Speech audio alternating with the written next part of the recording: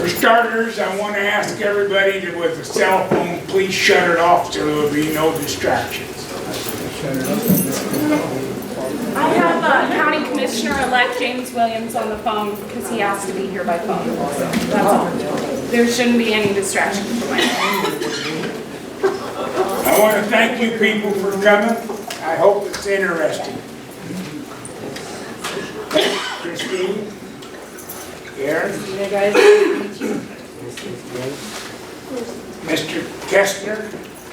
The other invited people from the courthouse I haven't seen. Well, I didn't hear these guys. Some of the rules that we want to work on today are let's be polite to anybody that's speaking. There'll be no cussing, one warning and you're gone. And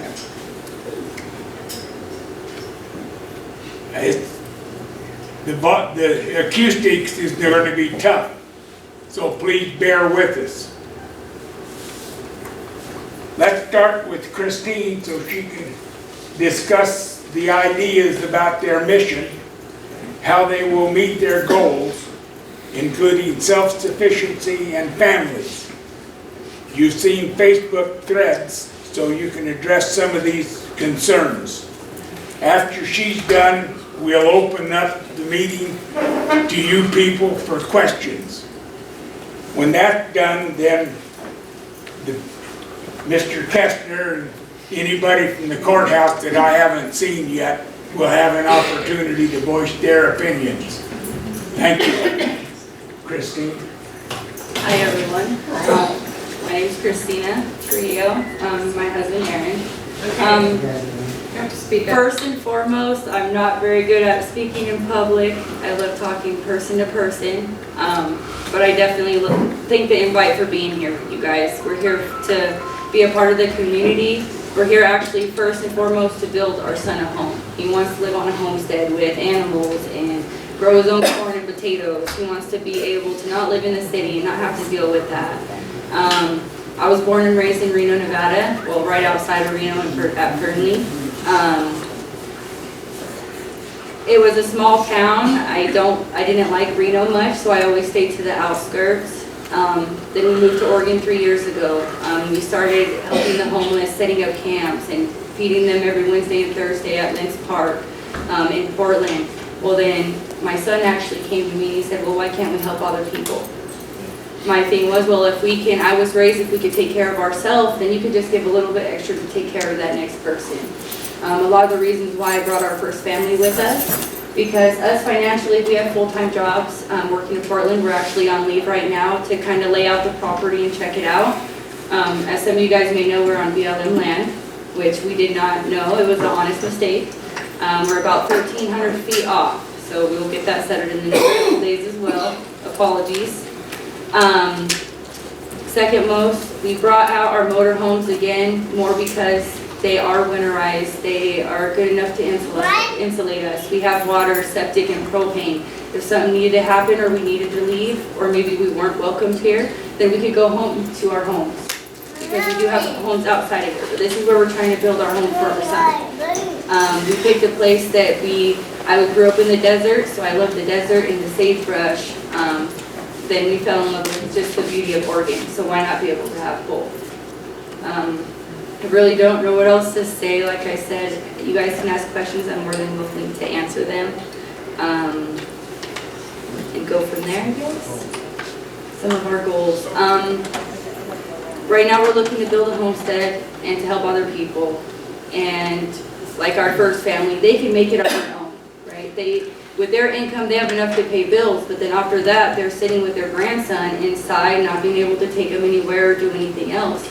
Well, and if we're able to do the same thing and we just give them a little bit more help, so maybe they don't have to buy as many clothes for their grandson, or not a lot of school supplies, or maybe we could cook dinner once or twice a week to help them. Well, that takes it a little bit off their back so they can enjoy what they work so hard for. And that's what we're trying to do furthermore. We only brought a few families out that were really close to us and that we trusted, because we are a clean and sober living community, and a lot of it goes back to a lot of our members, like Samantha, our other founder. she's been sober for a long time. She quit drinking when she was younger because she didn't feel it was appropriate and that it would destroy her life. So a lot of the reason why we go clean and sober. Let me see. Right now, we don't really have any plans for the land. That's a lot of the reason we're out here to kind of lay it out. We don't know if we're going to have transitional housing maybe to help other people or if we're going to keep it really close. The meaning of Commune 222 in numerology means seek balance. It means to help each other out, to keep going. Just like we're willing to help no matter what. If somebody needs their lawn mowed, I'll come mow your lawn just because I'm going to mow your lawn, not because you're paying me to do it, but because if I have the spare time, it can be done. And maybe that's something that I know how to do. A lot of the things when we're coming together as Commune 222, it's okay, well, I can't build a house, but my husband knows how to do it. I'm not a good landscaper, but one of our first family members is. We have our like a house mom kind of, she helps us with dinners when we can't do it, or get the kids ready for school, because I can't do it all on my own. And just like coming into your guys' community, we want to be a part of it. We want to be able to go volunteer at the food share and to come into community meetings. And I want you guys to be able to come out to the property, and one day maybe we'll have like potatoes and corn like my son wants, and you guys can just have it. We're not looking to sell produce or anything like that. We want it small. We want a home for our families.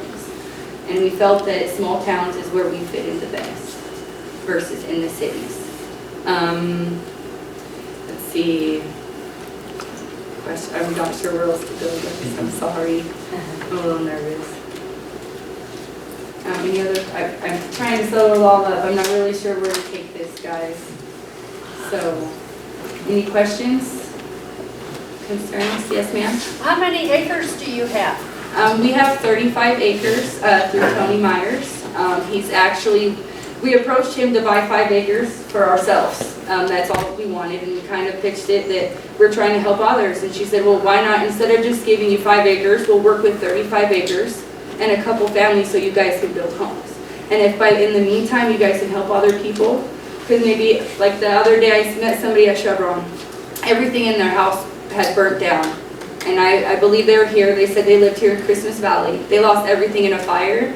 If we were just a little bit set up, I wouldn't mind giving them a spare room to sleep in for the night, while we even helped them set up their farm and got their house constructed back together. Yes, sir? I don't know what that property is probably designated as A2 ag ground. Yes, sir, it is. Okay, that's only good for one resident without, and you'd have to have a permit from the county to go through the county planning commission to do it. Yes, sir. Are you doing all that? Yes, sir, we are. And a lot of it, we are going one step at a time. A lot of this I didn't know at first, going into buying any land. As of last year, we started taking all the steps. That's why we're kind of laying out. We don't know if we want to do a farm with one dwelling on it, because we are a home, or a non-farm with no dwelling, or I'm not sure exactly how to say it. We want a simple farm. We put in the rezoning permits. Samantha's actually working on that right now. We already have the funds to submit it in. But like I said, we weren't sure where we were going to take it. We just knew that we came out here, we wanted to build a home for our family. The first step to building a home for our family and for our son to have a garden is you have to have land. You know, you guys, anybody's welcome, you know. We all have to go through our planning commission. Yes, sir. And we all have to do it. I've been through it several times myself, and it's pretty expensive right now to do that. But we have a 160 acre minimum, 10 acre minimum to build on, or if it's smaller, you know, a thin-field map or something. Ken knows about all this. And but as long as you folks are going through the planning deal, we would like to know about it to go to the meetings. Of course. It'll be probably posted in the paper, and that'd be fine. Awesome. And that, like, we're trying to take all the right steps. I know how to, I've worked in building a septic, I've done all the work to do it, I just don't know how to take the following steps. So right now, that's why I said we have motorhomes, because we could take them out of town, we could dump them. We've looked up every single RV spot here so that we've been dumping our sewage the right way. We've been paying for our own water. Even all the funds that have already been donated to us, They're in savings, so if we do get to that point and somebody has a house fire, then we can actually help them a little bit. And that's our own, a lot of it is our own funds that we put together the last 3 years, saving just for our homestead, just so we can actually build something for ourselves. So just like I said, we're taking the right steps, and all the advice in the world is needed right now so that we can do everything the right way. So that my son, in the long run, 20 years from now, he could be sitting in his own house and not have to worry about working his butt off to pay rent. He can actually enjoy what he has and work for what he has. Yes, ma'am? Did I understand that you already have homeless outreach facility somewhere else? No, our personal homes. Oh, your personal home? Yes. Thank you.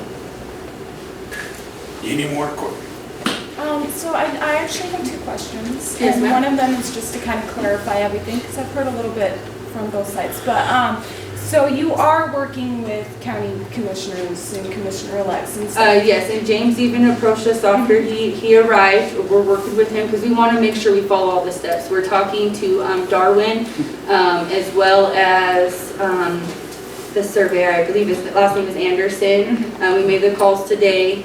So we are trying to follow, we are doing all the right steps and trying to follow. If we miss one, we go back and we stop and go back and make sure it's done right so that we can keep going. Good for you. And then my other question was, so I've heard a lot of it sounds like misinformation about you guys trying to live solely off donations. That's not what's going on though, right? You guys have your own... No, ma'am. Okay. I've been saving the last 3 years to build myself a home. And even now, like, we're on leave. He's an assistant manager at Plaid Pantry in Portland. I work at Minco Produce. Even our jobs know what's going on. We took a family personal leave so we could go put together our own motor home that we bought for a couple $100 and restored so that we can come out here and make it proper. Because we didn't want to come out here when we know that it's going to be cold, that it's the high desert, know that it gets really windy, because even Nevada desert gets really windy where it'll knock anything and everything over. So we came as prepared as we can, and that's why even everybody's advice, trust me, we took it all into account to make sure our homes were taken care of, because that's what houses our children. Yes, sir? I came as, I consider myself an expert in the RVs. 20 years, I had a full-time store in Albany, and so I got 30 plus years in RVs. I've lived out here for like 17, and I wanted to make sure that you're aware of the limitations of RVs and the brutal temperatures that we could get, and it would be sad.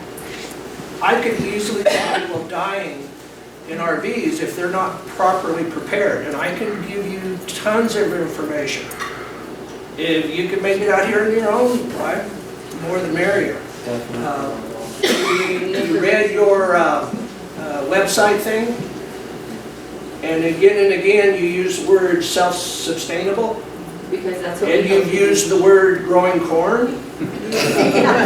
We had 2 hard freezes in July this year we did. No, I understand. that knocked everything back to the ground. And so the idea that you could grow something besides alfalfa, you're dreaming. And so when the meeting's over, I'm happy to talk to you and give you some All the advice we would love. absolute solid information about RVing. Sounds good to me. Your turn, Jane. You said you're planning on building one home as per the permit, and how many people would that home be for? I mean, you're talking about 100 families, and how can everyone live in one home? And that's the thing, we're not talking about bringing 100 families right onto the property. If you think in a 10-year period with 35 acres, that you can actually help, right, at least 10 families per year through transitional housing. And working with the county, that's what we hope to do. And displaced, so say that, you know, your house burns down in a fire, you have nowhere to go. Well, you could come into the community, and maybe it might never happen. But that was the plan in general, to have some kind of transitional housing so that if somebody loses their home, or, you know, maybe you've been working all your life as a contractor and something happens and you break your leg, well, now you can't work as a contractor anymore. But now you can come in and use our transitional housing to get back on your feet. And as you're working in the community, that's what's paying your rent. You're, coming to help with the corn or the greenhouses or whatever happens to be up at the time. So it's not 100 families all at once, it's more within a time period. And the is what it is. transitional housing is Roxanne. motorhomes? It's what? To be motorhomes? No ma'am, it's not. We were looking at actual tiny homes, homes and or yurts. Even now, we're still going through all the coding processes. Okay, what kind of tiny homes can we have out there? Do we need to have foundations, no foundations? They have to be actually fully sustainable because we don't plan on having power out there. We actually want to use solar panels and maybe windmills in the future. That's where, and we're still kind of going and we're taking advice because this is our plan, this is what we want to do. I know that I can help one other person. So if we have a few people, just like in a community, we can help, everybody can help each other out, and that's what it is. To constantly help somebody versus bring everybody in at one time. Roxanne? So you're talking about a lot of transitional people. How many permanent families do you plan on having out there? We only have 3 founding families as of right now. Samantha, ourselves, and then Marla and Dennis. And that's all you're able to have on the 35 acres permanent?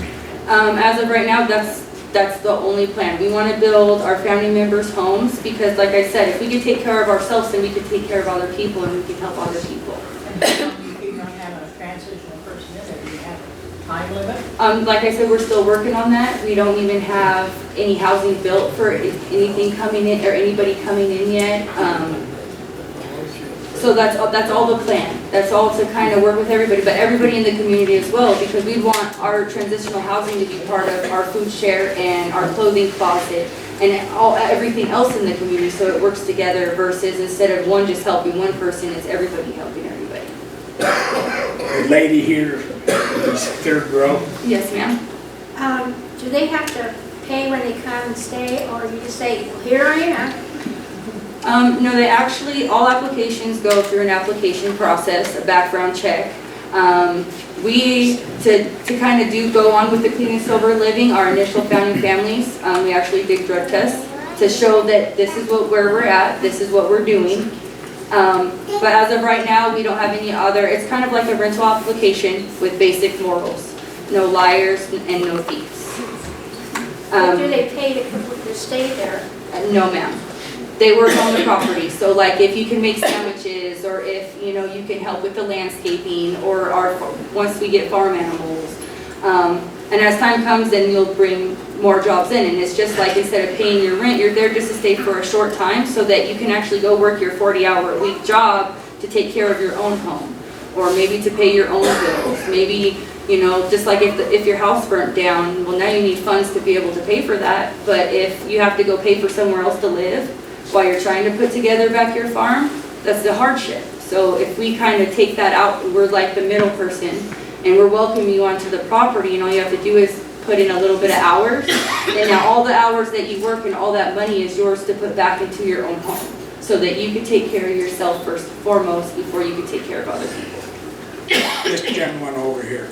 Yeah, I don't know if you'll be able to answer this, but, so Tony Myers owns the property, Yes, sir. and Samantha is making this deal, and I know Samantha personally somewhat.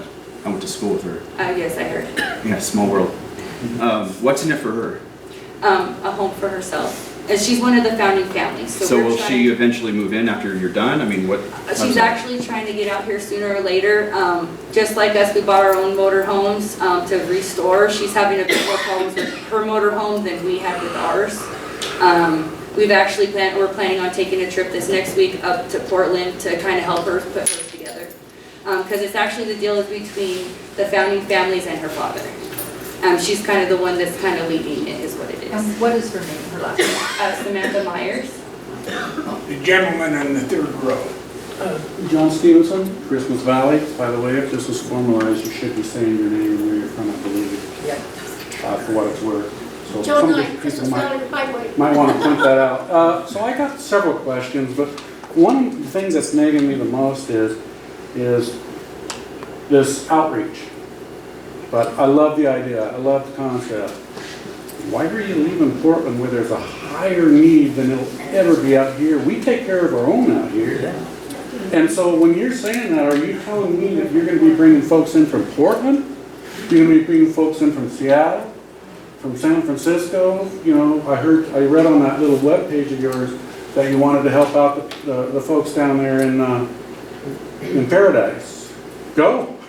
Go help them, that's all you gotta do. That's what people have been doing. So my concern is, and I know that there's been talk, but be frank with you, you know, and I know that the Roshni's prom thing isn't a comfortable conversation, but it happened. We have a frickin' company, sorry, is that cussing? No, we have a solar farm, 7,000 acres, that's gonna be right in my front yard.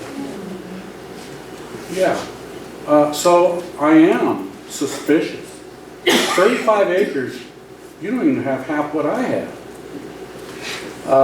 You can't split it all up. You can't even put temporary transitional housing on some of those things. You know, you were there and voted to say, yeah, I can put my house on my property. You know, I mean, you gotta go through a lot. I don't understand what's any different than what you've said here than what I did on my property right now. It's just people coming in, putting a home. I think what scared us is your Facebook, this great big plan and dream of yours out here in the community, and we're going, holy crap, man, we kind of like it the way it is. So I'm just throwing that out there, because what you're saying doesn't bother me at all.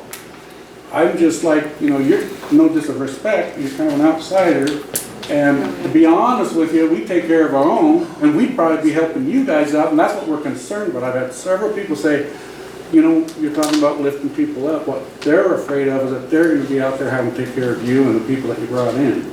So there's just some concerns with that, and I'm just throwing it out there. I'm not, you know, but what you're telling us right there, I could care less. You can go and do anything you want, 35 acres, as long as the county says okay.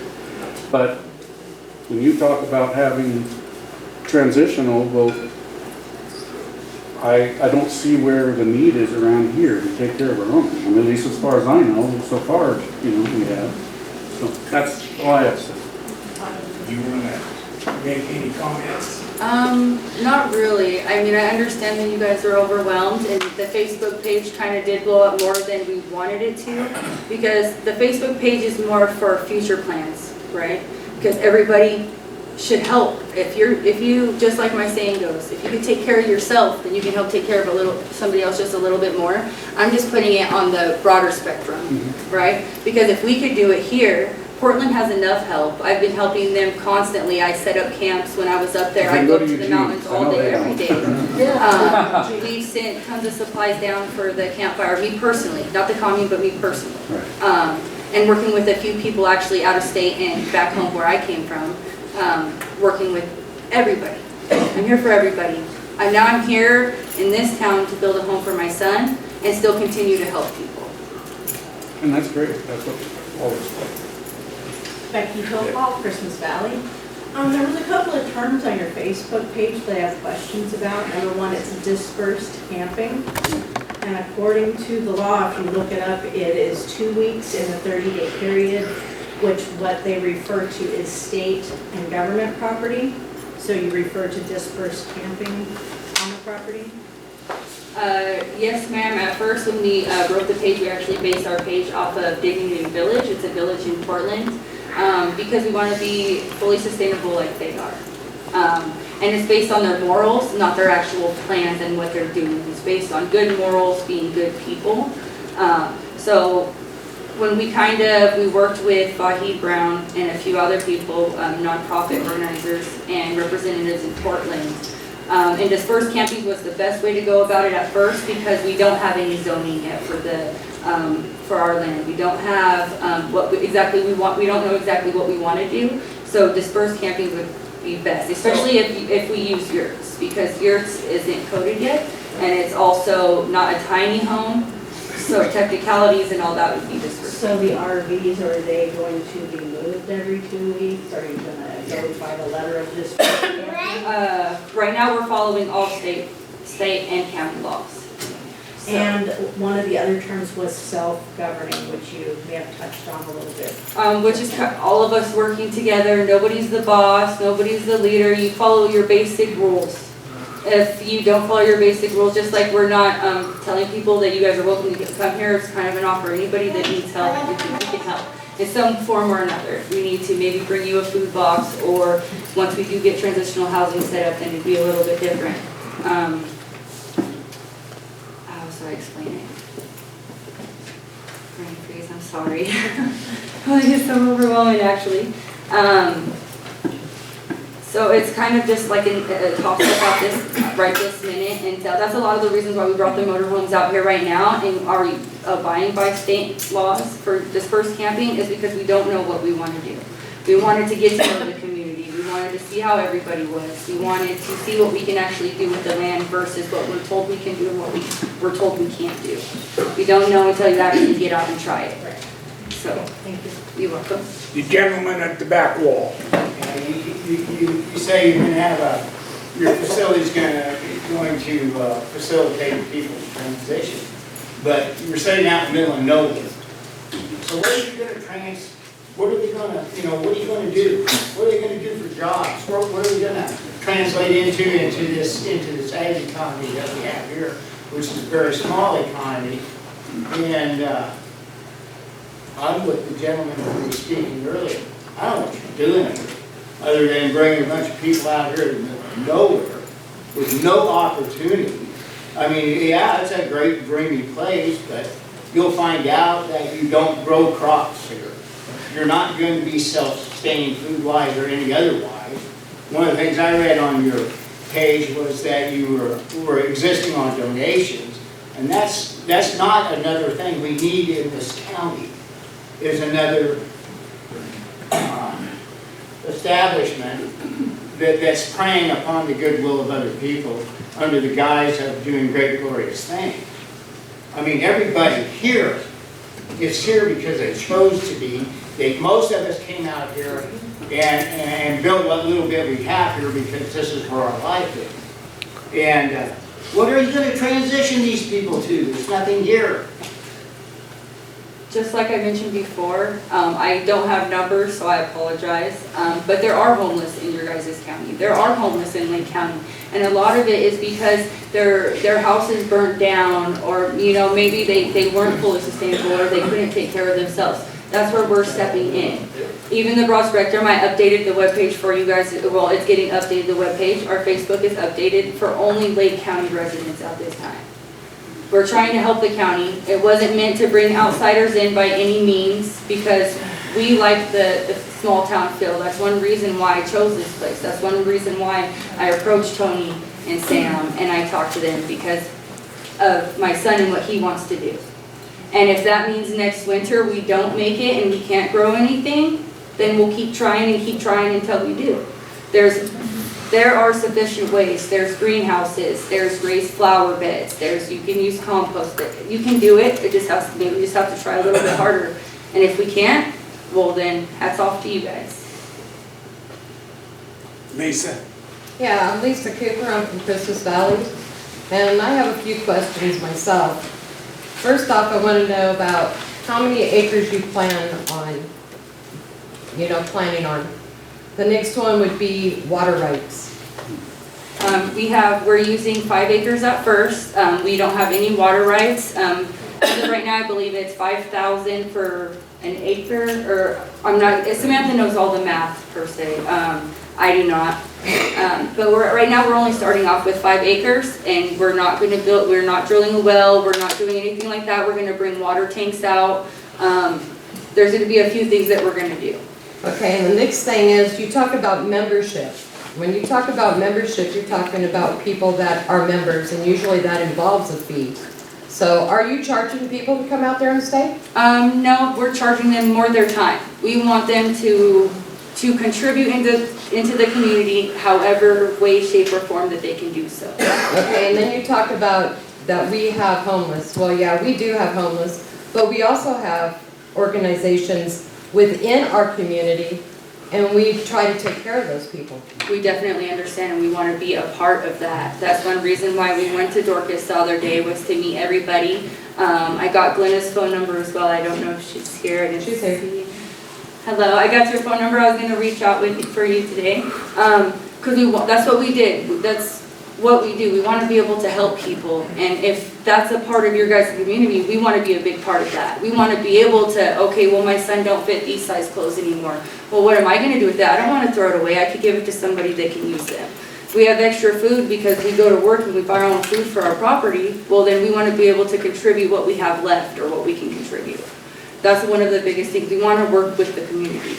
We want to be a part of this community. Okay, and then on your personal web pages, I'm Snoopy, I'll admit it. I know that I read a lot about getting high. It's been a long day smoking weed, so you can't get home to smoke some more. So, I mean, is that what this is all about? Is it gonna be about sitting out there and No, partying ma'am. all the time? No, ma'am. A lot of the reason why we are clean and sober, what Samantha's business is, her professional business, that's on her. That's how she makes her own funds. She runs a few TV shows. She runs a few other things. That does not personally affect us. If she comes on the property, she even agreed to be clean and sober as well. What they do on their own time in a legal state is none of our business, but we're asking to be clean and sober on our property.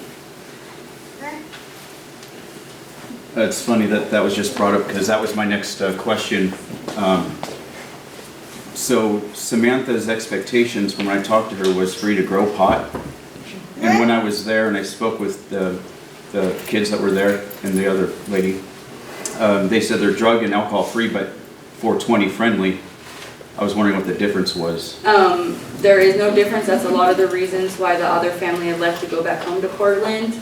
It was mentioned and we had asked them, we told them it wasn't allowed on the property. We are clean and sober living. My husband and I don't bring it around. Our other family doesn't bring it around. We pretty much told them that they were welcome to leave. But Samantha was saying that she was expecting you guys to grow weed out there for her? No, I believe she never said that. Okay.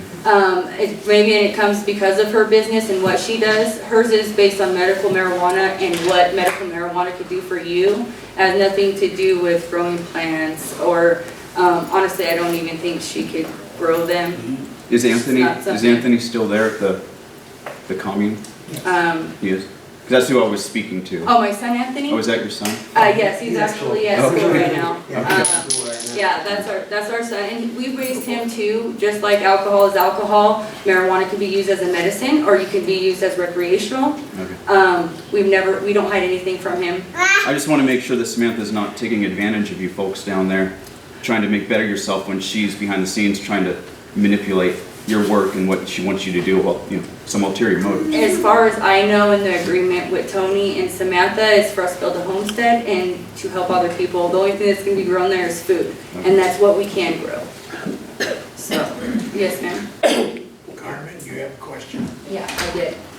One of my concerns is about the needy in this area and just not knowing how many people you might be bringing in that would tax our already limited resources. And this gentleman back here said we do take care of our own. We understand. Us personally have housed one of the two families that have burned out. That's amazing. And other people have jumped in with all kinds of donations to help people, and we do that all the time. Right. But we do, like I say, we have very limited resources to, we're not an incorporated city, so we don't have taxing dollars to work with. And those guys down south, they kind of keep all the money. So but anyway, yeah, and so that was my concern is we're struggling. Right. Because most of the people I know that are in business or have something, try to help other people.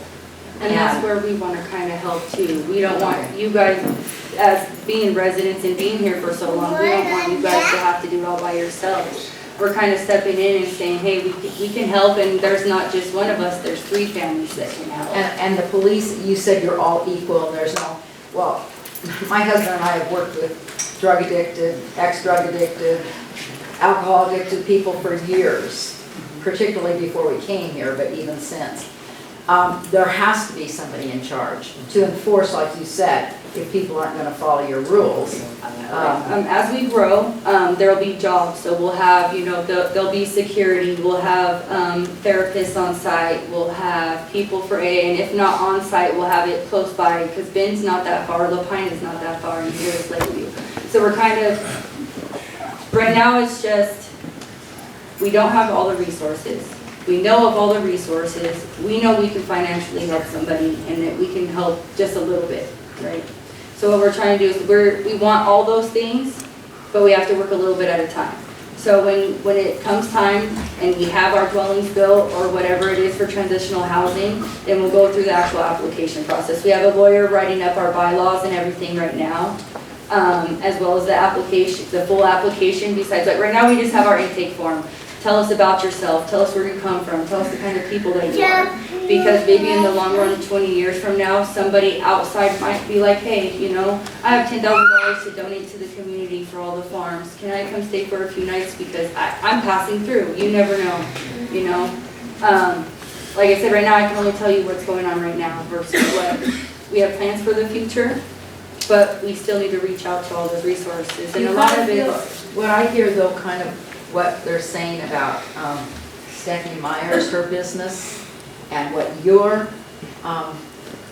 motto is or your goals, could be a conflict of interest?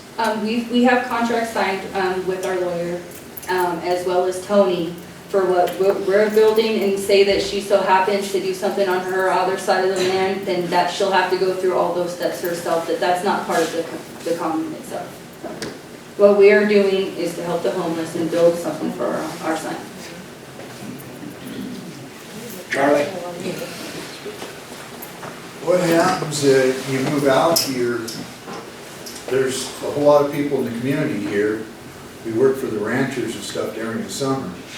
In the winter, there's not that income coming in. What are you guys gonna do when you run out of money? Right now we have a few things. We are financially stable. We actually saved up enough so that we can take care of ourselves for the next 5 years. We have our first family. They actually get disability and full income themselves. And that's where each one of our families, we are able to take care of ourselves. And as we get into transitional housing, then we'll take the right steps to make sure that they're able to take care of themselves and not take away from the jobs here, anybody's jobs here. We don't want them to have to go to the food bank all the time or have to go in there. We want them to be able to take care of themselves before we take care of them. Well, I'm not worried about them taking the jobs. What I'm worried about is how are they gonna work in the wintertime? Because, and then, you get buried out there in 3 or 4 feet of snow, then what are you gonna do, Trying to self-sustain yourself out there, like say you try growing corn and a lot of stuff here, it's not gonna happen. I'm sorry, the alkali, the soil, you watch what the ranchers and farmers go through here every year just to keep the crops growing that we do have growing. Jerry? Yeah, I'm Terry Crocker. I have a local newspaper and I'm a member of the chamber, and I've been in this area for about 10 years, a little over 10 years. And I keep hearing what you're saying, and then I hear people, I don't think a lot of people are hearing what you're saying, which to me, and I'm just trying to crystallize this in my own brain, is that the transitional housing, you're not trying to do transitional housing for people from out of the area, first of all. The transitional people are a lot of people who have potentially been self-sufficient, that have had some sort of catastrophe, that you're giving them an opportunity to live in an environment where they're not draining the system or themselves, so that they can reestablish themselves in the community that they came from. That's what I'm hearing. And what I'm not hearing is that you're trying to bring a bunch of people in here from other places, transition them into our community, but to transition them back into their life. Yes, ma'am. And that's what I'm hearing. That's what I'm trying to say, perfectly said. That is word for word. Carl? My name's Carl. You're one of my neighbors. Yes, sir. Okay? One of the things I think this whole community, especially even Oregon, you mentioned the word commune in Oregon. Yeah. First thing comes, and that's what flags this place. The first thing flags is Rosnishi. They wiped out a whole town. Okay, that first word is a word in Oregon that is one of the most nastiest words for any small community. When you watch them wipe it out. Okay, you watch kids get through it. That's what's one of the things I've heard in the community is Oregon. Wait a minute, they're doing a commune? Wait a minute. Now, if you came with a different approach on the name and said, well, I'm doing an outreach, I'm doing this, not as a commune, but as a family help out, something like that. A lot of the family would east out. You know, and the first day I met you, and I talked to a lot of people here, what did you say the first thing I put up behind you on the military base? I run anybody comes up here, I run their place to see what's coming in and out. Okay, you told me you work for law enforcement. Yes, sir. Okay, most of us move out here to be left alone, okay? The military base road from Bruce is not your guys' road, it is the military base. I talked to him for an hour this morning. Sheriff was supposed to come here and talk. The military base has never been sold, there's nothing going on the military base. Outer criminal roads around the base is locked. That belongs to the government, okay? And that comes from Bruce and Redmond. You know, there's a lot of things, like you said, we are very tight knit out here. Everybody takes care of everybody out here. You know, when I came out here, the only reason I got so much help and started getting help is when they found out who my dad was. The farmers found out that my dad and I came out here 45 years ago in this town. My dad came from 300 miles away to work on these tractors and stuff for these farmers. So I've already had a little bit in. And as I know, I've always contributed my solar. And like I told you guys, I'll trade labor for labor. You need solar put in, as long as you're doing what you're supposed to be doing, and you keep your word to me and say, well, I'm gonna be over tomorrow, not expect me to, you're gonna give me a call tomorrow. I expect, and it's the same way with all this community here. If you say something you're gonna do, we expect your word to be good. Because this is a very, very tight community. We all live on each other's words. Yes, sir, word is everything. And so if you tell me you're gonna be there, I'll wait for you. If you don't show up, then I look at your word, then I look at your word like ain't nothing. And people are gonna ask me in this town, do they keep the word? Okay? I'm not gonna lie. I mean, because this is my home. This is where I'm gonna be buried. You know, it's where my dad came out when I was a kid. So this is all our home here. This is where we live. So, you know, there's a lot of things you need to work on. But, like I said, we already know ourselves. The climate out here is micro. You're our neighbor. I tell you right now, where you're set up right now, if we get to snap, like we did when we came here 5 years ago, all it took was one time. Dog bit the propane line. We had -10 in our trailer. It was 40 below at night. That quick, our trailer, everything in that trailer was iced up. And we're thermal, we're insulated. I grew up in the desert of Idaho. I'm set up for desert. My trailer is complete, now it's a house. But it's completely set up, okay? And I'm telling you everything. These trailers, you might think that they're gonna hold the winter. This climate can change. Right now, this has been the most mild I've seen. I can show you pictures from 5 years ago. When we first came here, Thanksgiving Day, snowed to my legs. Was it 3 years ago? 2 years ago, we had snow out here that deep for months. We had roads here flooded. Where you live, where I live, it was like you couldn't get in town. Only thing they got high, we stopped up for food. I have a big 4-wheel drive van and Jeeps, and I got stuck out where we're at. So, you know, you gotta kind of, you know, you say you kind of pick on what people say, you take a little bit here and there. Pay attention to the people who are around you. I was taking advice from everybody. Yep, but pay the ones who are living in that climate. Every climate here is different. You'll learn as you live out here, and you let stay out here and making it. And a lot of things out here we learn through the years, and so communities learn. We help who can help, but if the weather and Christmas Valley is a harsh area, it weeds out the weak. The strong makes it, and that's what we like. Everybody likes it here, because that's why this population has never got big. It's gone up for a little bit, but it's never got huge because the Christmas Valley stuff will weed you out of here. And so, you know, pay attention, listen, and if I say, big city in this town, if you give your word, then do. and follow the steps you're supposed to follow. And none of us have, I have no problem with you guys out here. I don't think anybody does, but like I said, the biggest word is commune. That through this community approach. Put everybody's shackles went straight up and make sure you come He there. tried to call you actual multiple times. I've tried to contact you. Actually, I have all on my phone. Well, you know where I live. Walk over.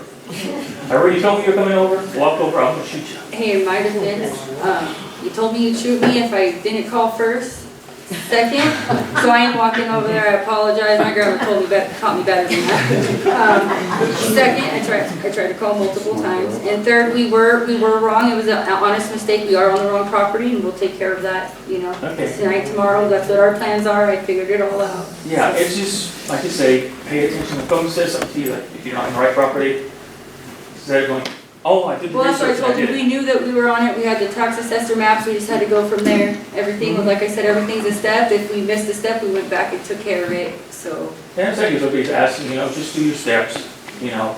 And like you said, when you first met you probably found me in from Portland, yeah. and you found it the hard way. What did they do? They sabotaged on your rigs, took your gas.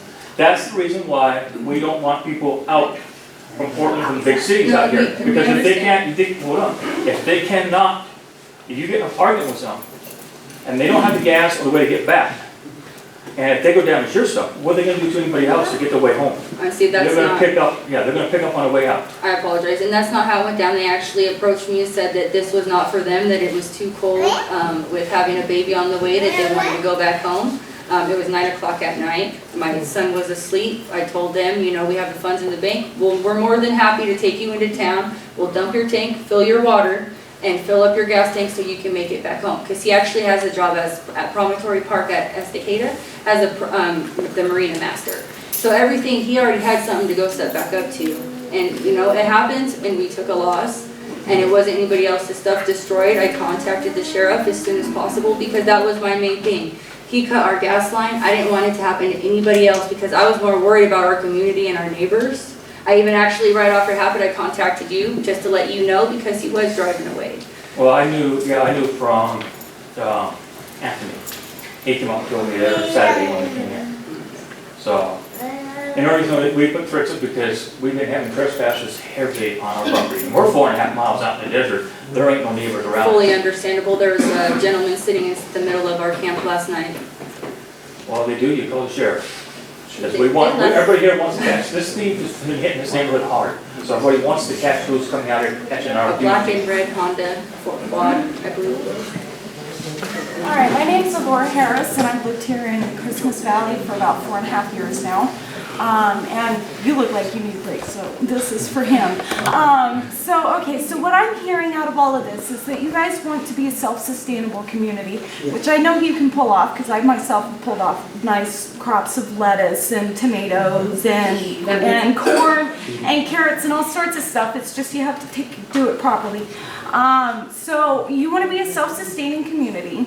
You would like to help people who have fallen upon hard times, like Miss Linda McCaustin back there, whose home burned down a couple years ago. And you would like to, instead of transitioning them directly into this community, you just kind of want to help them get on their feet so they can get wherever they're going, right? Yes, ma'am. That's what you guys are looking to do? Yes, ma'am. All right, well, I wish you guys the best of luck, seriously. That's commendable, really it is. So, thank you for your time. You're welcome, thank you. That lady in the back row had her hand up quite a bit ago. Are you talking to me? So, I think all of you have the whole conversation's kind of gotten a little off topic. I think the concern was, in general, and unfortunately I think you're taking the brunt of it because you're the newest, is new people in general to this community and what it brings to this community. This is in fact, or was in fact, a close-knit community that's gone kind of askew. I mean, 5 years ago, we could send our kids to school and without a doubt know that there was going to be no school shootings. There's no guarantees of that now. I mean, with new people in the community, you don't know. I mean, really. And I think anybody who's going on about permits, if you've been out here for 20 years or more, you got something in your backyard without a permit. But whatever.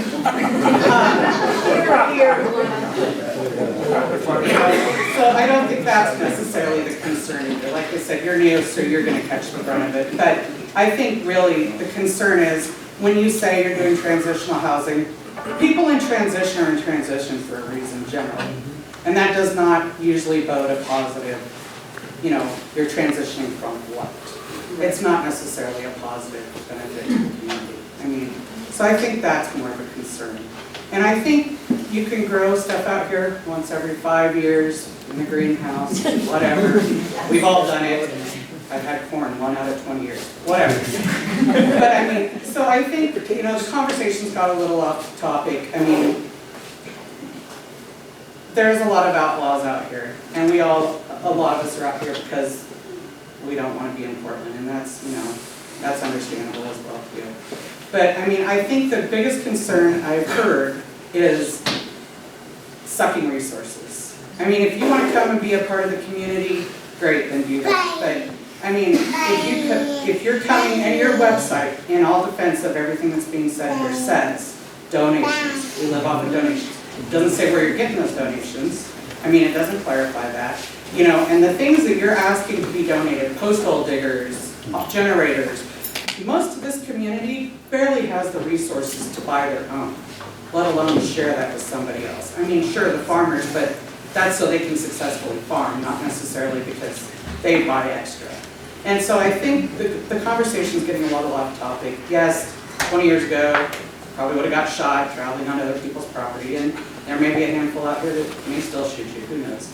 But that's why a lot of them are out here, because they, just can't live in Portland, and that's fine with me. But I think basically it comes down to, if you want to be a resource in this community, more power to you.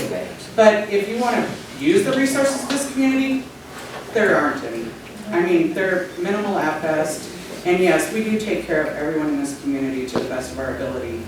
And so I think, like I said, I think we've gone off topic, and you're taking the brunt of it. So. I actually see that you guys take care of yourself, and that's why I like the community and love the community even more, because that's one of the main things I say. If you can take care of yourself and still help other people, we don't want to drain their resources, we just want to help. We want to, okay, you guys are already doing so much hard work, you guys are already straining for all the hard work you guys already put in. Well, I don't mind working for $8, $9 an hour if you guys need a farm worker. I'm pretty sure I could figure out how to pay or go in. I know how to feed cattle. So, I mean, I could help a little bit, and that's where all of us are. We want to join in the community. We're not here to get paid top dollar or to drain anybody's resources or to live off the state or the community itself. The donations, and a lot of it, I do apologize, maybe that was the wording. The website could have been worded a lot better. A lot better. Big brother. Me. I moved out here 30 years ago, and believe me, it's been a struggle. I live out in the hinterlands outside of town. We try every year to survive off the land. I work for a farmer for, 4 months out of the year, is it?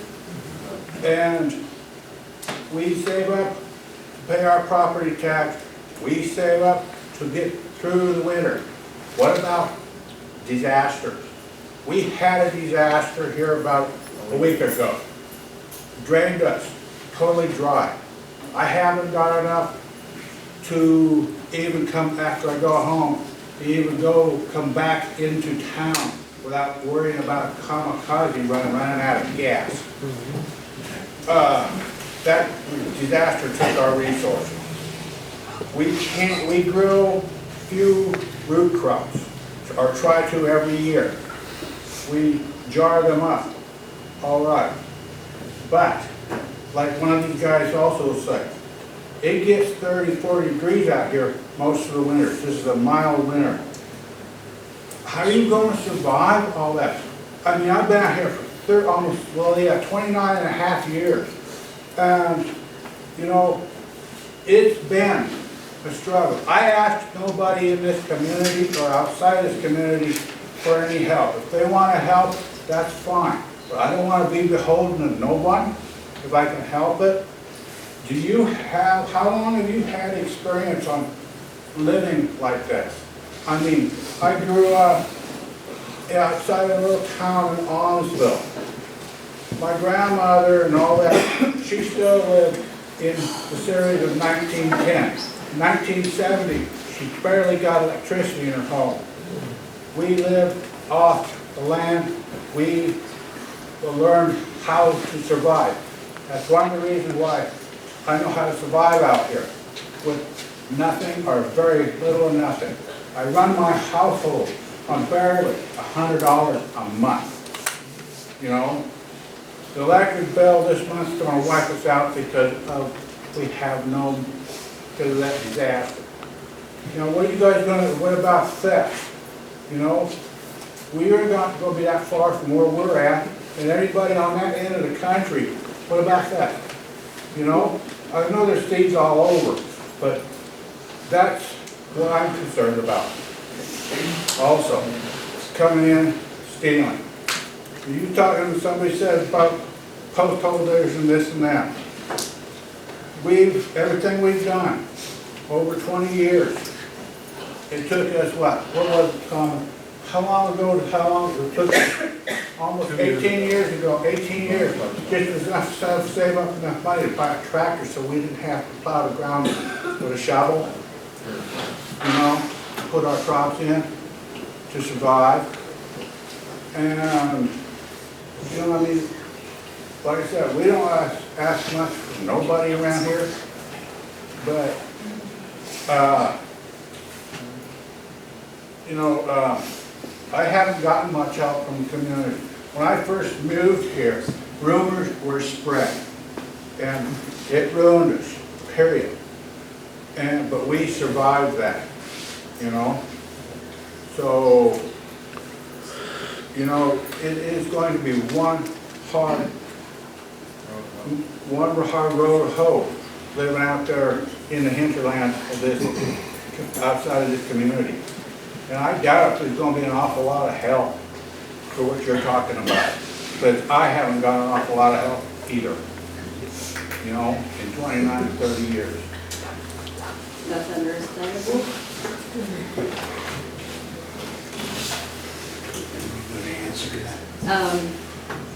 Really, like even right now for security, that's a lot of the reason why I contacted the sheriff right away when something did happen. Because it is such a tight-knit community, we don't want anything to happen to anybody else. As we bring in families, we'll establish it then. We're not bringing in any families until we have everything set up to the fully, from security to our doctors, to psychiatrists, to AAs, and everything that we need. But right now, we're working on building us a home. And we know it's going to be hard. We didn't come out here expecting that it was going to be easy by any means. We know it's going to be less than or more than freezing. We know all this, but the only way to do it is exactly what everybody else did, and do it. Get out there and actually do it.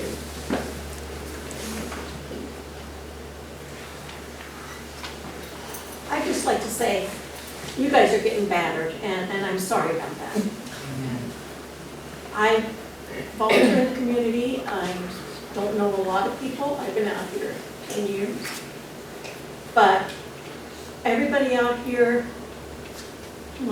kind of minds their business. And if you guys are minding your business and making a home out there, I don't see where anyone has the right to complain about that. They're only worried about the transition thing and maybe drug usage, which is an issue in any community this size. And I wish you guys the best if that's your goal.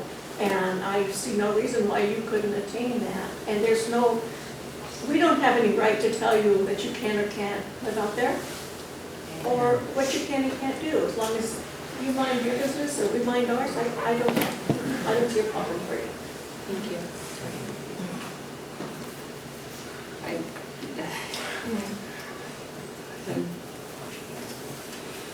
I think that there were just a couple other thoughts that I had, and I think the word transitional is an interesting word because all I hear is transitioning from. Well, think about it in a different direction. Transitioning to. Our founding fathers said we had freedoms from, but we also had freedoms to. And so it goes with transition. A lot of people out here have transitioned from some pretty difficult situations and have transitioned to a functioning, healthy life. And I think that it's just, I think sometimes we get caught up in some words and we forget that those words have more than one way of being visualized. Just like the word recreate. I personally work to recreate because I can say recreate as recreate. So my recreation is my recreation. And someone's transition may be their recreation to go forward in a new and positive way. And I think that that's what I think your hope is, and I hope that's what this community's hope is for your success. And I'm not going to say any more. Yeah, I'm Ken LaPlante, Christmas Valley. Sure seems to me like your heart is in the right place, wanting to help. But have you guys actually sat and thought about maybe the repercussions if you actually get this going? Not only for yourselves, but our entire community. You know, a few people have touched bases on this about our resources and stuff like that, but typically when a lot of people that are coming in to have a place to be, like their head there, are from a big criminal background also. Drugs, theft, you know, all sorts of things. Have you guys thought about what that's going to do to our already overworked law enforcement when these people are not cooperating? I mean, it's already to the point where if you live 20 miles out of town and you have some sort of emergency, it's 30 or 40 minutes for an officer to get there. What do you guys think that's going to be like for somebody in Silver Lake when they're constantly out dealing with something out there? You know, that is directly could possibly affect members of this community. You know, have you guys given any thought to what you're doing, and if it doesn't work right, who's going to be left carrying this back? Yes, sir, we have. A lot of the reasons why I joined Advocacy 5 in Portland and got out there with the homeless and actually set it up, because believe it or not all homeless are addicted to drugs. Not all homeless are there because of it. A lot of it is because they got displaced from work. I've met hundreds of people in Portland that work 40 hours a week, but they just need somewhere to put their tent. Well, that's what we're trying to do. Well, you're working 40 hours a week and you're taking care of yourself. We're not asking people from Portland to come here, but here. You guys are working, and just like a disaster happened and he had to save up all of his money to take care of something, well, that's where we can help just a little bit more. Or we can help, not the whole, and all the community coming together. So we definitely understand that. That's why I wanted to clear it up. Like, we're not trying to bring hundreds of people from everywhere else. We're actually trying to help the county itself. People that already have homes here and something might have happened, or had a home here 5 years ago and something happened and they still haven't been able to build it. No, I get that. So you're saying that you're not going to allow people from, say, Portland or Eugene? Maybe in the future, but right now, no. Right now, it's to help the county. It's to help here. It's to help our home. That's what we're trying to build. We want to build a home.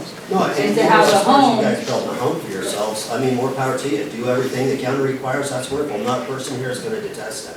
But us as a community are going to detest something we're not fully okay with or know what's going to happen. You keep saying, well, maybe in the future, maybe in the future.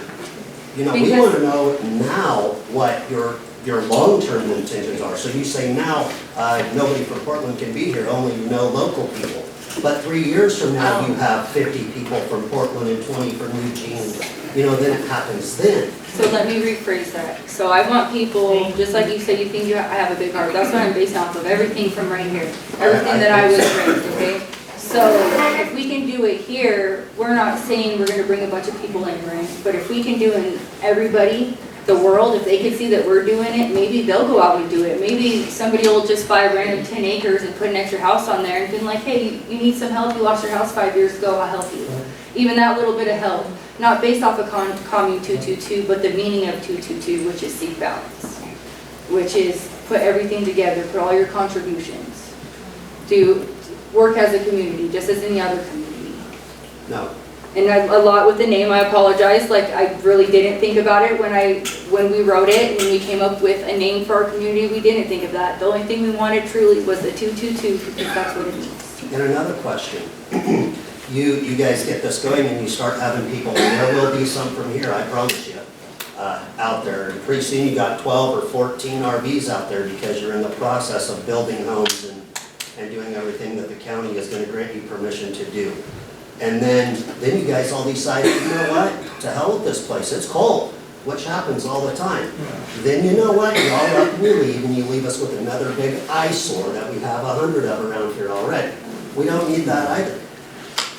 No, sir, we are actually very clean. We clean up everything, as if you can see by the drone video, all But of it's our not just trash gonna is be picked you up. two, I think your intentions are true. But that's But where, that everybody isn't, that you're gonna have in offering to help and welcoming there are not gonna be like you two, that's reality. and we understand that, and just like, so if it does come up and somebody doesn't want to be there, we'll get them home. We don't mind getting them home. We don't mind, you know, we don't mind helping in general at all. So when the time comes and we are starting to build out there, it's us main family members. We're the ones that are doing it.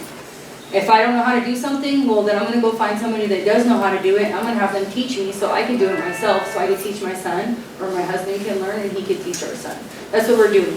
So we're not trying to bring a bunch of people out or contractors or anything like this. I'm not made of money. I've been just working my butt off to save up money so I could build a home.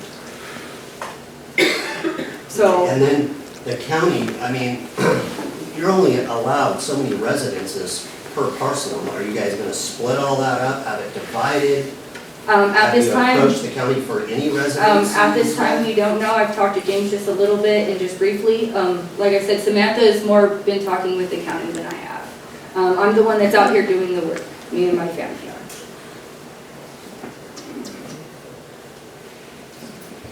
Back in the corner. Well, yeah, I like where you're coming from. My wife and I are from right here originally. We've heard it before. Unfortunately, there's a operation in Kelso that it's called Love Overwhelming. I don't know if you're familiar with them or not. Been in the news quite a bit lately. Started out the same way, where they bought a big house that was being vacated, turned it into a transitional housing. Then they found out they can get extra money from the state because they are going to do low-end addiction recovery. And so they got money. So they're doing this. And within a year, we have, I mean, and I'm not saying you guys are. I'm just saying we've heard this. It sounds scarily the same. I mean, pretty soon it's needle exchanges, and we had people ODing right out on the street. I mean, across from a school. It's a transitional thing. And people start, and maybe not you guys necessarily, but there's other people involved that may like money a little more than you do. Right. And they may, well, it's just they're in the last stages of recovery. It's okay, they'll be fine. And then it's a little more, and that's where I've seen it. I mean, it's not just and that's where some of my comments on some of the threads on on the Facebook posts have kind of got a little skewed because, like I said, it destroyed an entire city almost. And this is a big city, not this. And it is, I mean, like other people have touched on, as I say earlier, you said you saved up for you can support yourself out here for 5 years. That's a real misnomer. We sold our house for a whole lot more than we paid for the place we're living in now. And we thought the same thing, and it didn't last a year. When you're talking solar, when you're talking off-grid power, you're gonna have to put in a well. It's gonna have to happen. The county is going to at some point tell you. And we'll get there. You need a well, yeah. Luckily, I had lodgings on my property. I had the well already dug, the septic was already in. That big stuff was already there. But to upgrade the solar to where it was even functional, I mean, to provide power, I mean, that was, what did we pay, $15,000? And that was just for a 10 by 50 trailer. I mean, that's 4 panels, that's 12 batteries, the inverter, the charge controller, you know, that kind of stuff. This stuff is not cheap. I mean, my battery bank alone was thousands, and it's still not enough. And when you're talking about going multiple small tiny homes, all running off solar, that means they're all going to have their own charge controllers, all going to have their own battery banks, all their own solar panels.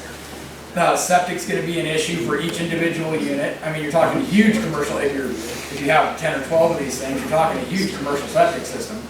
I mean, this could easily run you into the hundreds of thousands of dollars. in a hurry before you can do anything. I just, my whole point, if you want to come do this, that's, you know, and you can make it work, that's great, like everybody else is saying. But there's a realism to it, to living out here. And this community has done a ton to help us. You know, we made a lot of good friends here. I stumbled into a good job accidentally, thankfully, when I needed it. But there's a stark reality out here. I mean, this is the Wild West. I mean, you've got to do for yourself. And if you don't have a decent bankroll to get this thing rolling, it'll drain you faster than just driving in to get fuel. I mean, it'll cost you more than you're going to be putting in gas cans. Yeah, and that's, I mean, we live way out of town. We live 25 miles outside of town. And I know that drive. I know when you're building and you forget that one stupid elbow that you need to do your wiring or whatever, you got to drive 50 miles to go get a $3 part and spend $30 and $40 in fuel. I mean, it's something you really need to, I mean, it's a great dream, but dreams have to have a footing. And if you really, I mean, it does, it gets cold out here. It's an RV, I know a lot of people who live out here in fifth wheels and RVs, that they spend a lot of money on propane, because those things are maxed out. I mean, all winter long. And they're still cold inside the houses, or in the trailer. So, I mean, it's something to really, I mean, eyes wide open kind of a thing, because we've had people die out here that nobody knew. They were just in a trailer, and one day they were out doing stuff on their property, and then no one saw them for 2 weeks. So, I mean, it happens. That's kind of where I was, you know, when you said you saved up for the, you know, we can live out here for 5 years. I mean, it's, numerically it makes sense. Right. But, you know, compared to what I needed to live in Rainier. But in the reality, it's not, because if you're setting all that up, I mean, it'll cost you $100,000 your first year. And that's if you're doing all the construction, all the permits, and all the solar, and all that stuff. I mean, it'll eat up $100 grand in a hurry. So it's my 2 cents. No, thank you. Lady over here. Ellen Morehouse. And first of all, I want to just tell you how grateful I am to you for your standing there and answering questions from the whole room for quite a while. Secondly, I want to say welcome to the community, and you can do it. I hear that you're not here to take resources. I hear that you're not here to harm anyone. And you have land. You're welcome here like anybody else who has land here. And may you be blessed in what you're doing. That's it. Thank you.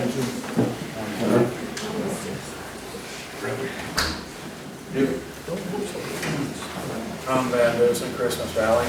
You touched on something in the meeting, quite early in the meeting, about animals. We have raised a grand total of 3 cows on our place for me. And if it wasn't for a perquisite of his job, we'd have never been able to do that. Feed is really tough to come by. It's expensive. You keep in contact with the Capital Press if you're going to do this, because that's where the resource for it is. And you'll find it's quite expensive. We had a cougar come in with our cattle, so you've got to watch for those kind of animals. In your commune, cougars also eat people, unfortunately, or cat food, to put it very bluntly. So that's what I wanted to say. Thank you. Why did you pick this area? What determined where you live? Well, a little bit of everything. So I was born and raised in the desert. Like I said, I love the sagebrush. I love the desert feel. I love being able to go take a quad and go 10 miles and see everything. But then I also love the mountains, and I love Mount Hood and Mount Rainier. And I love how it's so humid and it's so green here. So why not pick something that's perfectly in the middle?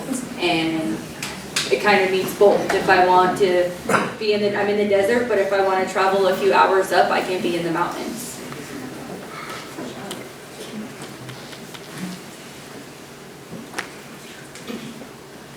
Is Samantha's goal still 100 families? And are the families that are still there from Nevada and California? And what states are they from? So I personally am from Nevada. My husband's from California. We have Marla and Dennis, which is actually our first family, and one of our founding families. They're from California. And like I said, the other family had left. We have our friend Anthony up here visiting. He's probably just gonna stay a few days. That's who you met. He kind of wanted to get a feel for it. He was the kind of person, he's like, well, I'll go camp for a little bit. I've never seen Christmas Valley. I'll check out the sand dunes. If I like it here, then maybe I'll go ahead and talk to you guys in the future. But right now, so technically it's only 2 solid families and then Samantha, so 3 families total. The Hunter family is, like I said, it's within a time period. So within the next 10 years, we're hoping we can at least help 100 families.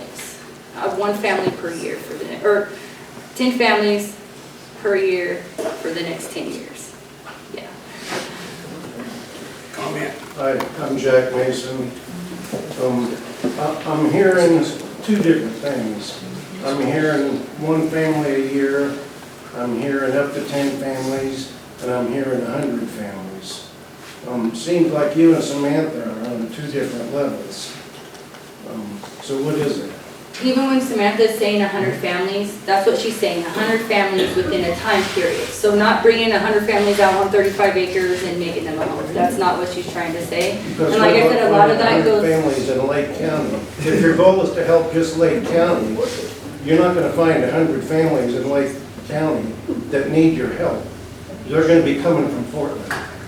No, sir. Every year a disaster happens and something different happens. Every year, the next year comes, somebody else can lose their home, or somebody else can do this, or something, you know what I mean? Something else can happen to these Most people that lose their homes families. to fire have insurance, so why would they need your help? We understand that, because if they want our help, we're here. Not that they need it, but if they want help, we are here. And that's even if it means putting a blanket on the floor so that they have somewhere to sleep for the night so they can go to work the next day and not have to worry about their house being burnt down for just that 24-hour period where they can get a good enough sleep to go to work, then that's what I'm going to help them do. And like when the 100 families and the website, we'll go ahead and get that all fixed up so that the wording is correct, if that makes a big difference, because that's not what we were trying to do either. Commissioner Kestner. I'd like to know what's going on at the county level and what's your position as far as living in motor homes as permanent residences, building multiple dwellings. I'll be touching on that. Thank you. I noticed earlier you mentioned something about wanting to help all the homeless in Lake County, and that admirable goal. I get that. I applaud your heart. You're talking about gathering all of these people who are homeless in our community. Homelessness, whether it's from drug addiction or tragedy, brings about a desperation. And desperate people do desperate things, and you're wanting to gather these desperate people right outside our community. What's your vetting process going to be? Even right now, so our application process is like a rental application based on basic morals. We have, and I'm actually, our lawyer's writing up our bylaws and our application process and everything that you have to go to even become part of it. So once we get there, we can have another meeting as well. I mean, It doesn't stop you from doing desperate things when you're feeling.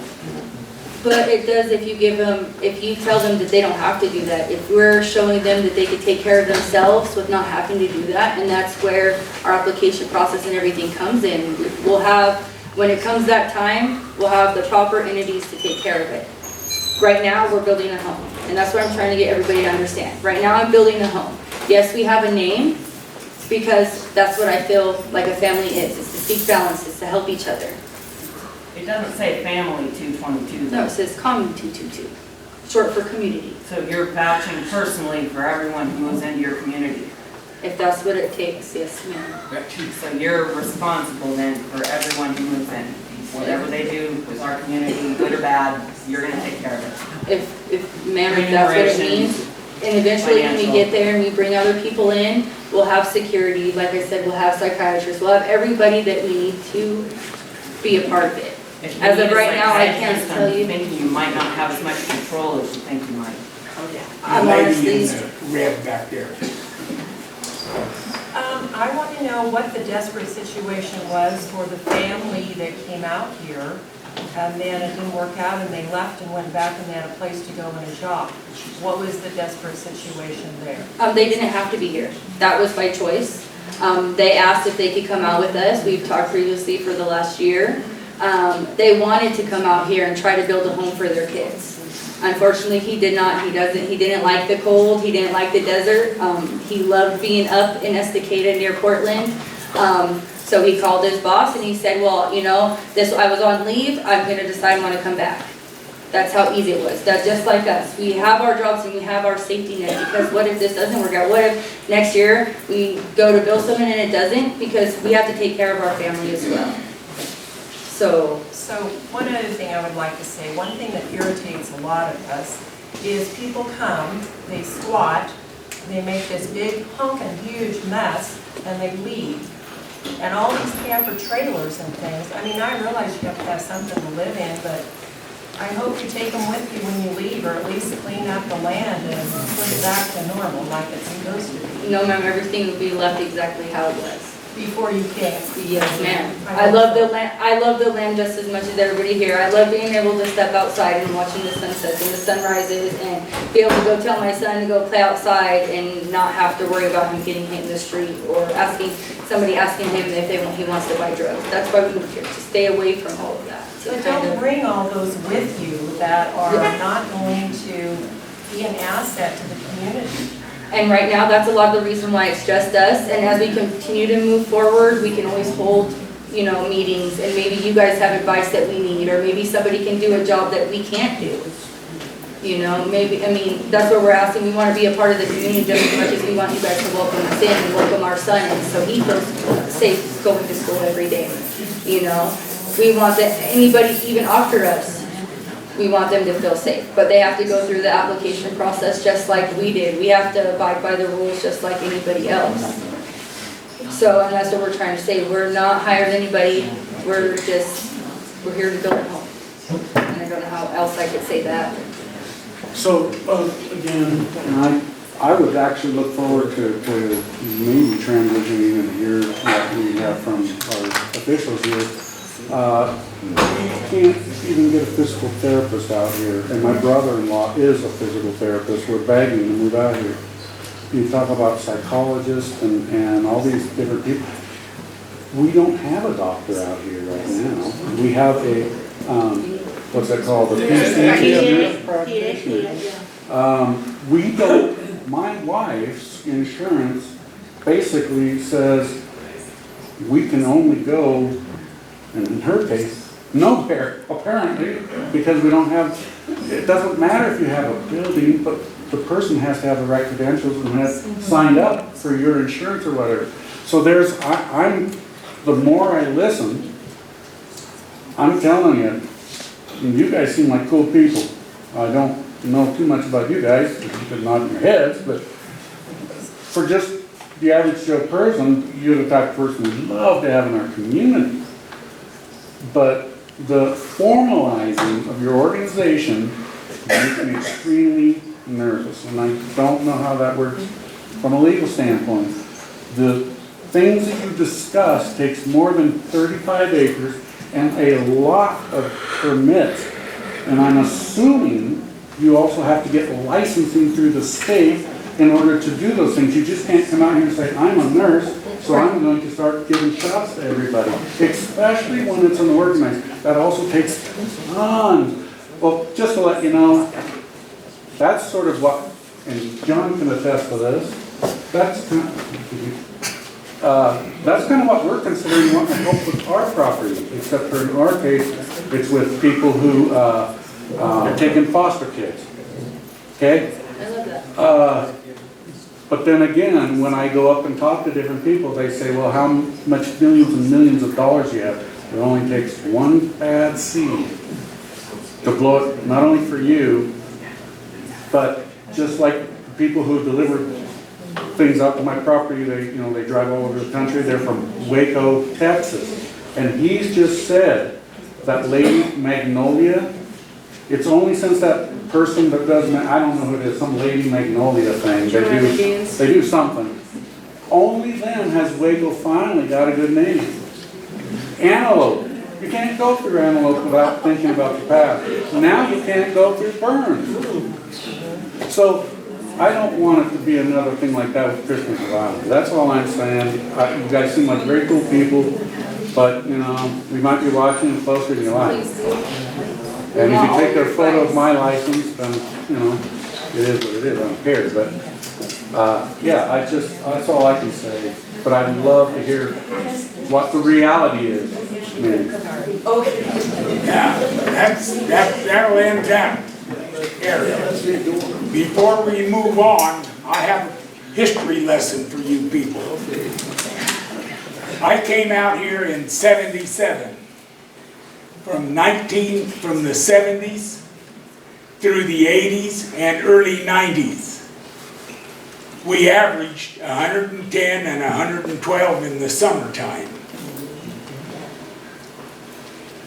We also had good winters, 3-4 foot of snow to water that desert, and 30 to 35 below nights.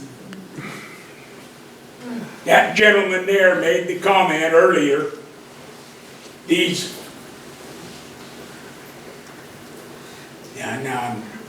RVs will not stand cold weather. What are we going to do? I can remember when I pounded 7, 15, 16 degree nights in July. Now let's move on. Thank you. Do either one of those two deputies want to make any comments for Sheriff Taylor? Okay. I want to call on Mr. Kessler for his comments. First off, Mike Taylor, our sheriff, he was wanting to be here, but he was understaffed, so you have to stay and hold down the fort there, and he regrets not being here.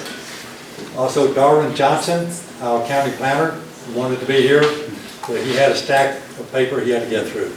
So I drew this short straw by coming anyway. We did ask the other commissioners, but they had other obligations. I hear quite a bit, and it's very admirable. See some inconsistencies, maybe especially on the planning and so forth. But beyond that, I don't want to state any opinion. I'd just like to go through what the county, different departments, like the planning department, building department, the sheriff, and thank you for saying you recognize the automobile land management. I've been talking with them too. Yes. So they all need to get back with them and share everything's going. So I'll just go with what the county planning, building, etc. departments. First off, as Dave said, you got 35 acres. It's owned by a guy named Tony Myers.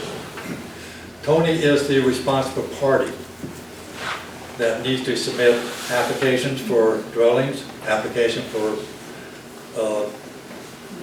rezoning and so forth like that. So you need to make sure that he's engaged on that, because he'd be the ultimate person held responsible. And on camping was brought up, and RPs are brought up, and living and things like that. Talking with Darwin this morning before I came, there is a county ordinance, which I have right here, on living in RP as far as recreation vehicles. It's actually on Bureau of Land Management, state lands, it's usually 14 days. In the county, it's 7. So you've already exceeded that to some extent. So you need to work with Darwin to get an exception. Yeah. Now, usually an exception would be if you have submitted your plans for rezoning and you submitted your plans for building a structure and so forth, then usually the county will let you live in an RV while you're accomplishing that. But you need to get on the ball with that, because otherwise we'll send the sheriff up to move on. As far as septic, like I said, you can't. There are some folks in this area that lives in RVs and things that's kind of historic or grandfathered in, you might say. But the county needs to be responsible to hold you to that. So when you get to building the house, you're gonna have septic, that's been mentioned. And out there in that mud flat, that's gonna be very expensive. As one person back there said, it might cost you all the way up to $1 million just to get it established. Even after you got the zoning and maybe 3 different houses going. So septic would be a big issue for it. But did I answer you on the RV part? Pretty much, Yeah, it's actually 7 days. Like if I had somebody to come up, a friend to visit, they can park on my property for 7 days. Otherwise, you have to move on. And what's the county rules for growing pot? Personal use, which is 4 plants or something of that nature. You can grow it if you have a license to provide medical for somebody else. But as far as, No, Lake County pretty well monopolized that. yeah. Or Lakeview. But if you have, okay, the town of Lakeview is its own governing body, so they permitted people to grow and produce. In the county, which this is, personal use, unless you have a license to provide for carekeepers, medical use, and then I don't know how many that is, but that's being scrutinized also at the state level. Actually, I'm very pro on medical for personal reasons, and for my background is in biology. On recreation, I don't care if somebody uses it while they're watching the Super Bowl or something, but not around kids. But again. Or driving. Or driving. Or driving, yes. Yeah. But basically, Darwin is working with you guys. Yep. Move it along, because if you drag your feet, then you're going to get a notice. Yes, sir. County Sheriff, like I said, wanted to be here, but we had to hold down the fort, and we got 2 fine deputies back there. So if there's any needs, anything, please contact me. When you get to but on the planning, if you're going to subdivide that 30 acres into 10-acre pieces or whatever for a residence, you have to go through the planning, which means going through the planning commission. Okay. But the planning, I can't say what the planning commission will say or don't say. I stay away from that because whatever the decision is made, one or the other party can appeal it to the county commissioners, and we can make a say-so. Okay. And if somebody doesn't like that, they'll go to a state level for a decision. So my test is, the county is aware, but you have to interact, and the first place is the planning department, government. So stay on top of that and make sure that the landowner is engaged, because he is the ultimate responsible party. Kenny? So there's 7 days for these RV things. Has the county actually started enforcing these ordinances now, or is it still just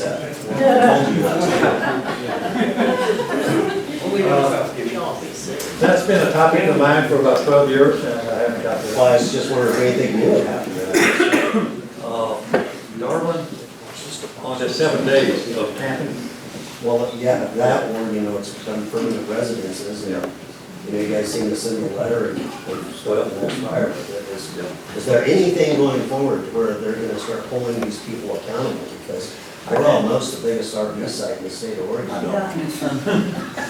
I'll put it this way, when I first came on, my very first statement was, we need to enforce our nuisance and other, if we have them on the books.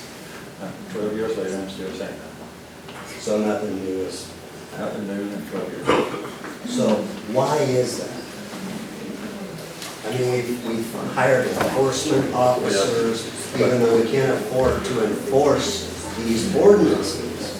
Somehow, powers that be elected to hire somebody to tell us, you guys can't. Well, if you hire somebody, then you need to give that person teeth to enforce it.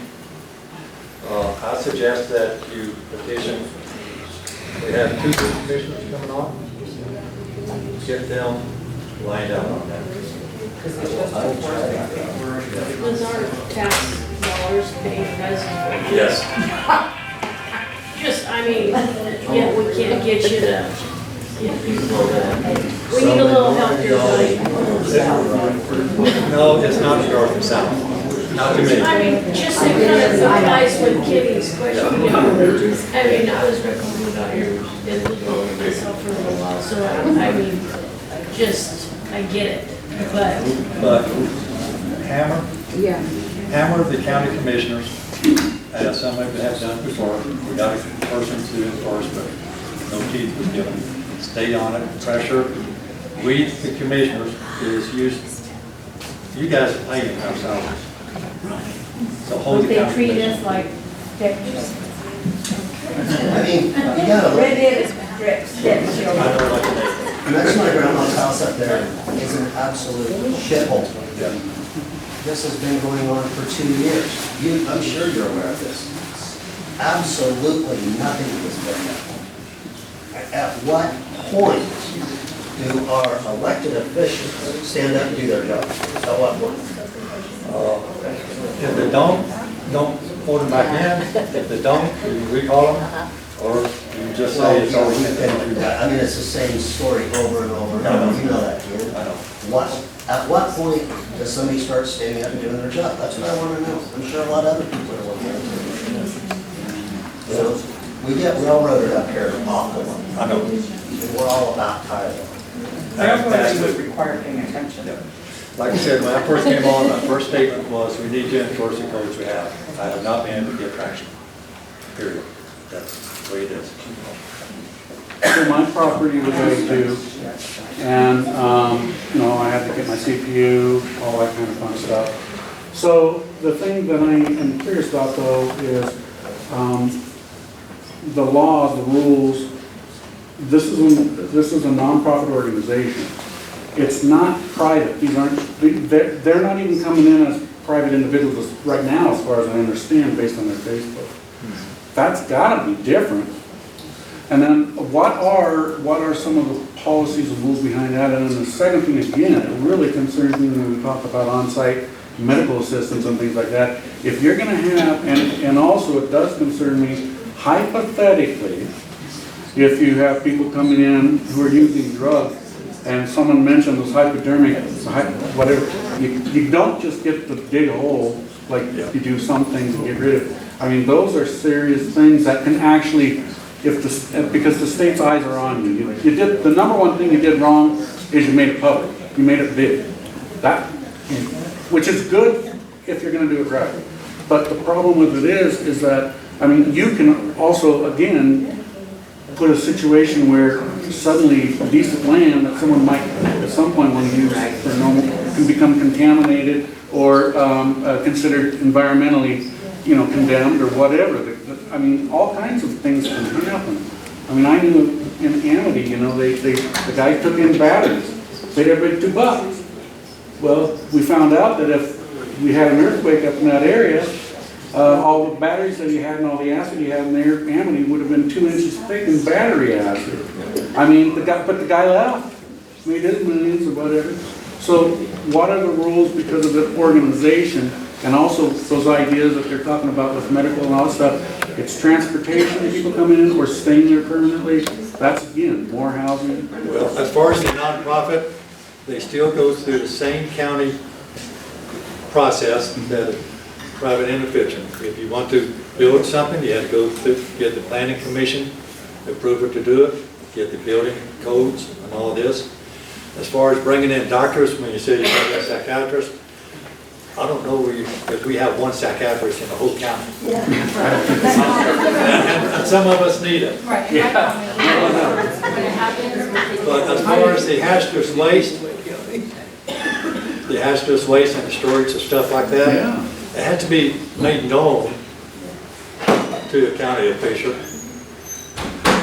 If storing batteries, then it's actually a DEQ thing also, so we get the DEQ involved. If it's But I'm talking about more of like the needles and Band-Aids and stuff that may have blood from someone who has a disease. You know, we got half it, I mean, it's a scary thought. But that's where the county public health department, if they're made aware of it, then they would come and take a look and make suggestions or requirements. So it's a multitude of county departments. The biggest thing is having somebody to coordinate so that they all know what's going on. And that's basically what I've been doing the last week, is making sure Mike Taylor's on board, that Darwin's on board, that the building officials on board, and that your land management knows about your guys trespassing. Just now. But it's mostly just somebody taking an interest in making sure that they coordinate with everybody. But on the hazardous stuff, that's a DEQ thing, and also it's a public health. Now, another thing, so you got the county, then you got the state agencies like DEQ, but also you have Department of Human Services, Child Welfare. If you're out there at minus 36 degrees weather and your kids are freezing, you're going to have a visit from the state. So, comments? Go ahead, someone else. I don't know if they're aware of it or not, I don't know exactly where their place is. I know it's up by Buffalo Well somewhere. You know where the backscatter is? Yeah, real well, I will. Their property is actually just a few miles west or contingent with the backscatter. Okay, well, That's a private property. it is west of Backscatter, but it still is on the same water plane as what all that is that you're gonna be getting stuff from. In the 40s, they had a whole lot of stuff out there that was poisonous during they were doing trainings out there. And that stuff, a reliable source told me that a whole bunch of poisonous stuff was a hole dug and buried right to the east of the backscatter. Therefore, be very careful of what is in your water and in your soil. Thank you. And that's